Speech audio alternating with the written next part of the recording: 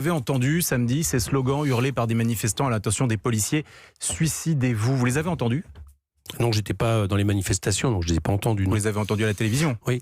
Je vais vous répondre. Je constate qu'il n'y a pas de réaction de la France Insoumise, ni de Jean-Luc Mélenchon, ni de personne. Je suis là. Est-ce que vous condamnez ces slogans? Avant que ça devienne le sujet de polémique dont on va parler, je voudrais dire que 28 policiers suicidants, c'est absolument terrible depuis le début 2019.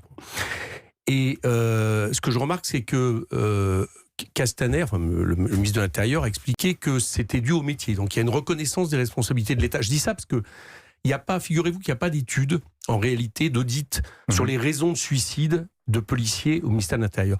Et je ne peux pas, je vais vite, je ne peux pas ne pas en même temps penser au fait que à peu près partout dans les missions liées à l'État ou des missions liées au service public, le nombre de suicides augmente depuis quelques années. La SNCF, ça a été terrible. L'année dernière, ça a été une année absolument noire sur des lieux de travail. Les enseignants, les pompiers, dont tout le monde se félicite de leur présence. C'est une augmentation continue. Et pour moi, je crois qu'il y a un rapport, si vous voulez, entre la pression de plus en plus forte faite sur les serviteurs de l'État, dans des entreprises publiques qui deviennent de plus en plus privées.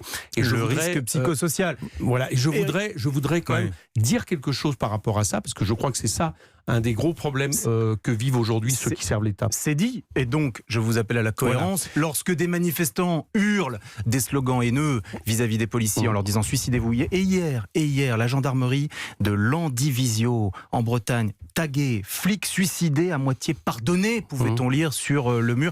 Comment se fait-il que Jean-Luc Mélenchon soit silencieux? Comment se fait-il qu'aucun responsable de la France Insoumise n'ait réagi? Chaque mouvement, non c'est pas vrai, il y a eu des réponses ce week-end. Mais Jean-Luc Mélenchon est totalement silencieux. Allez-y. Sinon vous n'allez pas en profiter. Allez-y. Donc moi je crois que vous savez, chaque mouvement de ce type à un moment donné suscite des slogans qu'on ne revendique pas pour la suite.